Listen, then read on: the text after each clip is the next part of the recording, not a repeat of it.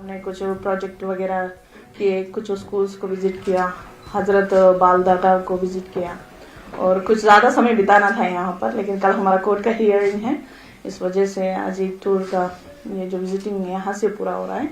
और हमने जो एक्चुअली सेंट्रल ने कश्मीर के लिए स्पेशली दिया, उसके बारे में मैं आपको 2 मिनट में ब्रीफ करती हूँ कि 2021 और 22 के लिए कश्मीर के लिए कितने फंड रिलीज हुए हमको।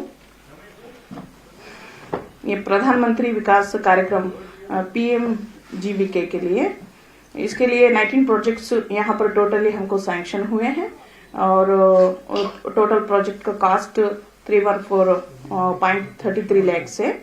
सेंट्रल शेयर इसमें 282 लाख है। फंड रिलीज हुआ अभी तक 141.44 लाख और प्रोजेक्ट अप्रूवल हुए कश्मीर के लिए।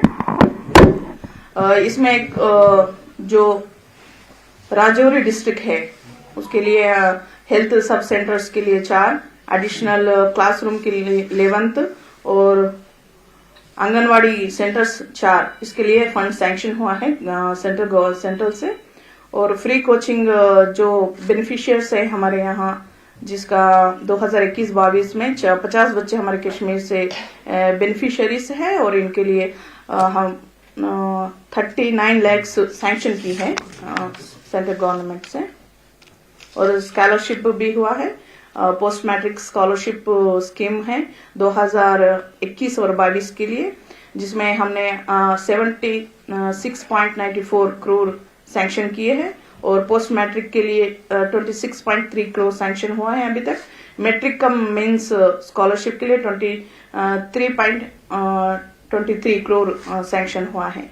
नई उड़ान स्कीम है, जैसे आप सब जानते हैं, ये लोगों को आर्टिस्ट के लिए, जैसे स्टेट पब्लिक सर्विस कमीशन। तो ये थी कौमी अक़लियती कमीशन की चेयरपर्सन सईद शहजादी, जो श्रीनगर में एक प्रेस कॉन्फ्रेंस से खिताब कर रही थी। खबरों में फिलहाल इतना ही, मुझे दीजिए इजाजत। आदाब।